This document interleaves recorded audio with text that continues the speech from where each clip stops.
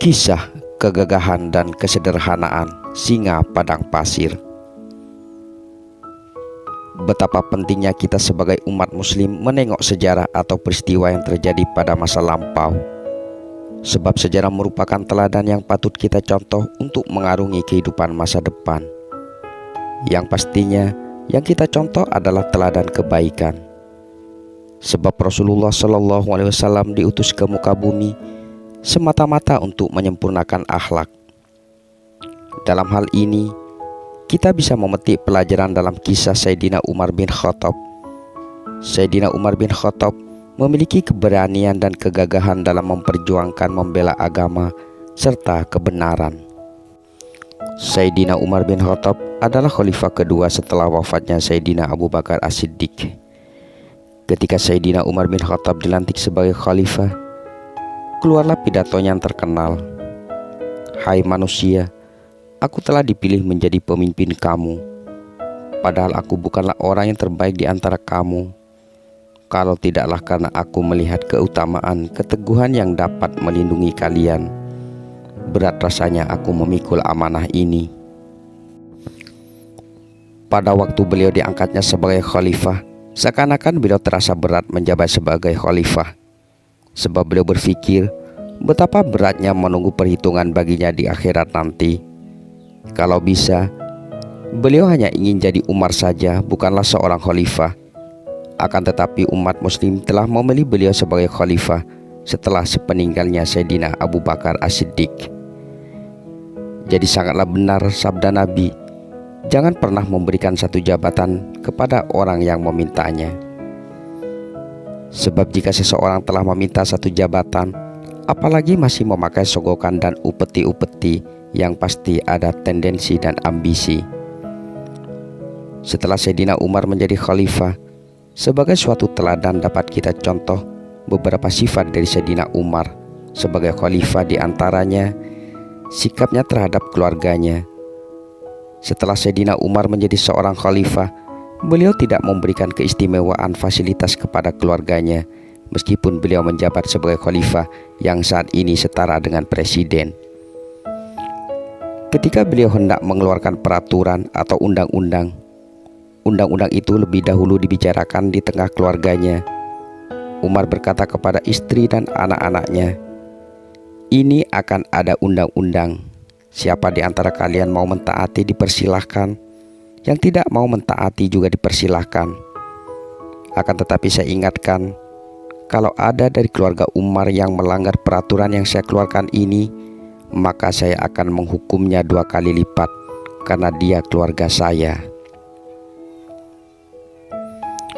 Seperti itulah ketegasan dan kebijakan Sayyidina Umar yang menekankan kepada keluarganya untuk memberi contoh moral yang baik kepada masyarakat dan juga mentaati peraturan yang beliau keluarkan. Beliau akan memberi hukuman 2 kali lipat apabila keluarganya sendiri yang melanggarnya. Sangat jauh berbeda sekali dengan pemimpin atau pemerintah zaman sekarang. Malah sebaliknya, dirinya sebagai pemimpin yang membuat undang-undang, justru sendirinya yang kebal dengan hukum.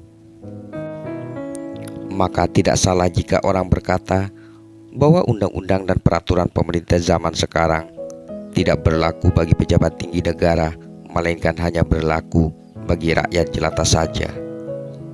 Satu teladan lagi dari Khalifah Umar.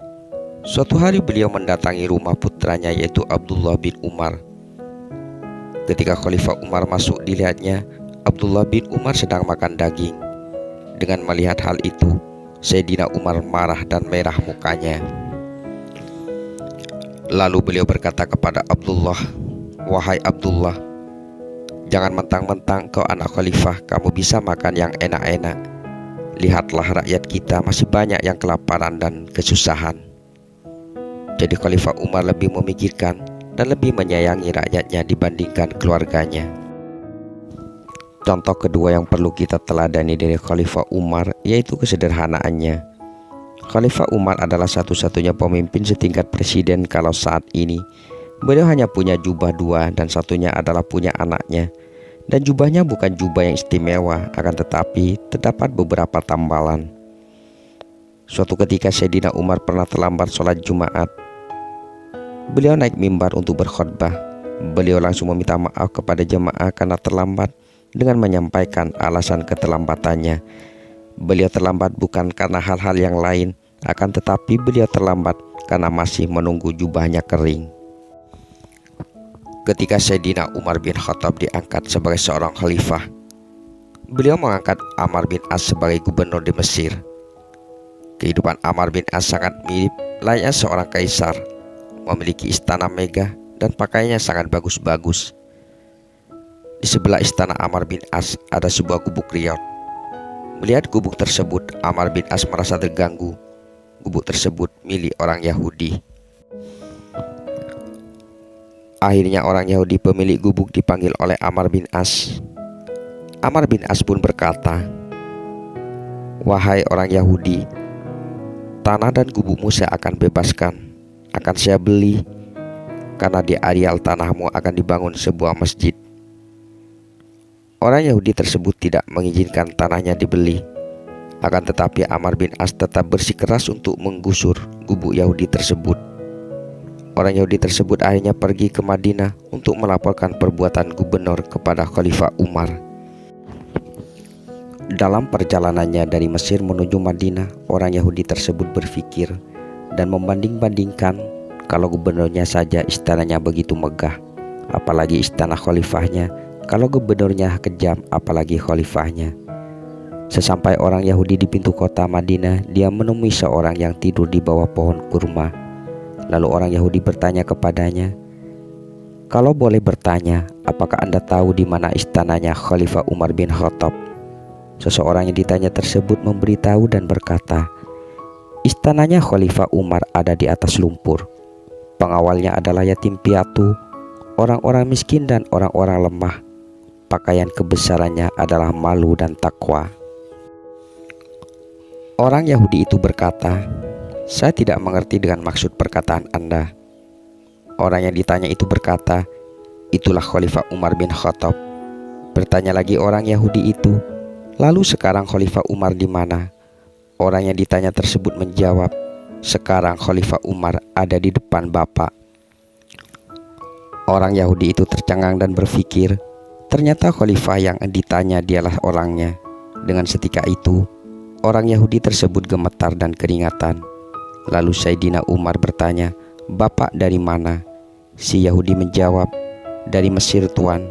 Mau laporan, gubernur Mesir yang namanya Amr bin As menggusur gubuk saya, Tuan, dengan alasan dia mau membangun masjid. Kebetulan tanah itu milik saya dan saya tidak mengizinkan. Akan tetapi Amr bin As tetap menggusur gubuk saya. Saya datang untuk meminta keadilan." Akhirnya Khalifah Umar menunjuk ke tempat sampah yang banyak tulangnya dan menyuruh orang Yahudi itu mengambilnya. Orang Yahudi itu pun mengambilnya dan memberikan pada Khalifah Umar. Lalu tulang tersebut diberi tanda garis lurus dengan pedang Khalifah Umar dan disuruh berikan kepada Amr bin As. Si Yahudi tersebut bertanya kepada Khalifah Umar, "Lalu saya akan bicara apa kepada gubernur, Tuan?" Khalifah Umar hanya menyarankan agar tulang tersebut diberikan kepada Amr bin As.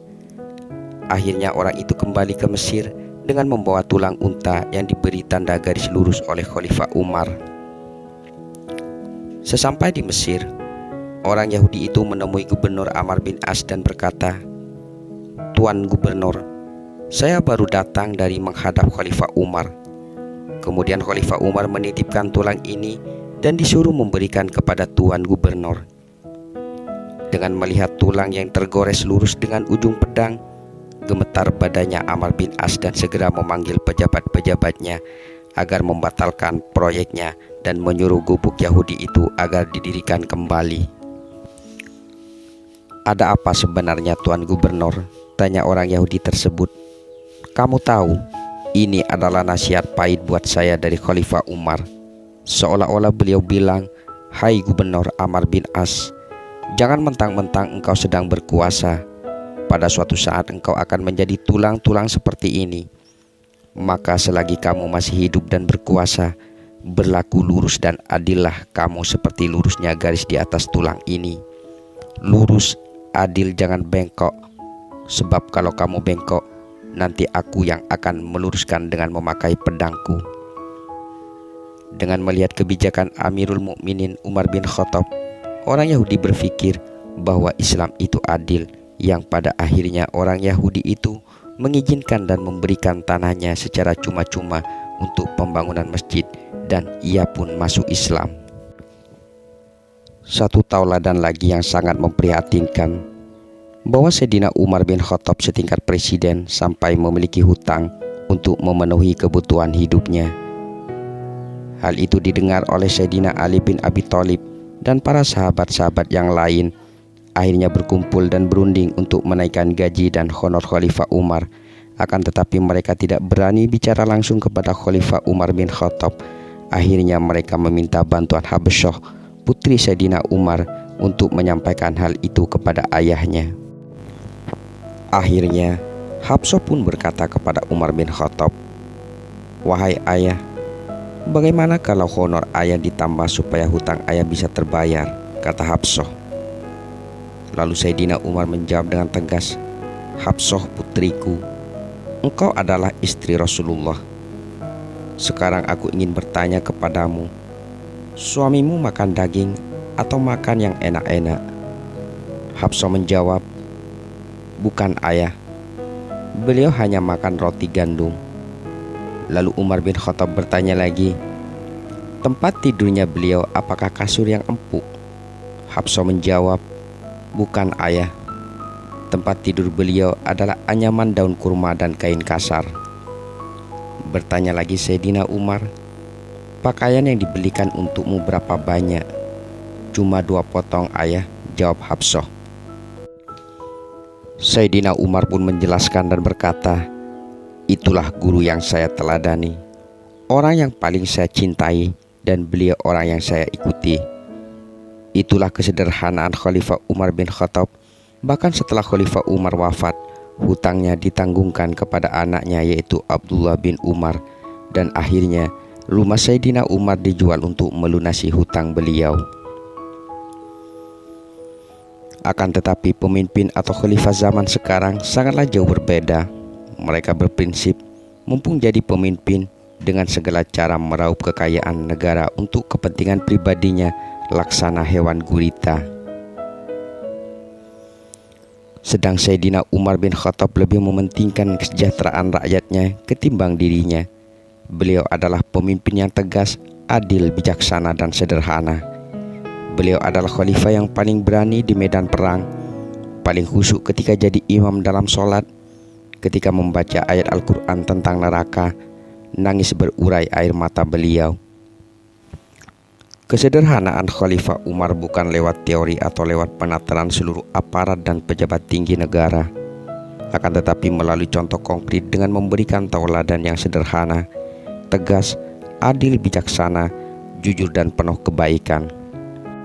Sayyidina Umar pernah berkata, "Bagaimana saya bisa merasakan penderitaan rakyat kalau saya sendiri tidak merasakan penderitaan? Bagaimana saya akan tahu perihnya rasa lapar kalau saya sendiri tidak merasakan kelaparan?" Maka Sayyidina Umar bin Khattab sendiri yang menjadi contoh utama bagi masyarakatnya. Tentunya contoh tersebut bersumber dari baginda Rasul Nabi Muhammad SAW. Sayyidina Umar berkata kepada anak dan istrinya, "Tidak ada satupun dari keluargaku yang memiliki perasaan menjadi keluarga khalifah. Kalian jangan makan di atas punggungku. Kalian jangan menikmati fasilitas di atas kepemimpinanku. Dan kalian jangan berharap aku mewariskan kepemimpinanku." Suatu ketika, salah seorang mengajukan pendapat kepada Sayyidina Umar untuk mengangkat putranya yaitu Abdullah bin Umar menjadi gubernur. Akan tetapi, apa jawab Sayyidina Umar? "Jangan pernah di antara anak-anakku yang menjadi pemimpin. Cukup Umar saja yang memegang jabatan ini. Kalau saya berhasil jadi khalifah, kami keluarga Umar sudah merasakannya. Kalau saya gagal, cukup kegagalan itu adalah kegagalan seorang Umar." Dalam kepemimpinannya, Khalifah Umar juga memiliki prinsip yang mulia. Kenyangkanlah dulu rakyat dengan makanan yang tercukupi, Kalau seorang pemimpin nunggu belakangan, kalau rakyat merasa lapar, saya orang yang pertama merasakan kelaparan. Kalau rakyat makmur, biar saya jadi orang yang terakhir merasakan kenyang.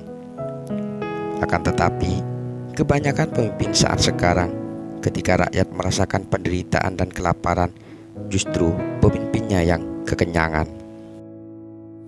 Semoga dengan adanya kisah ini, kita dapat meraup hikmah dari teladan-teladan yang sepatutnya harus kita contoh.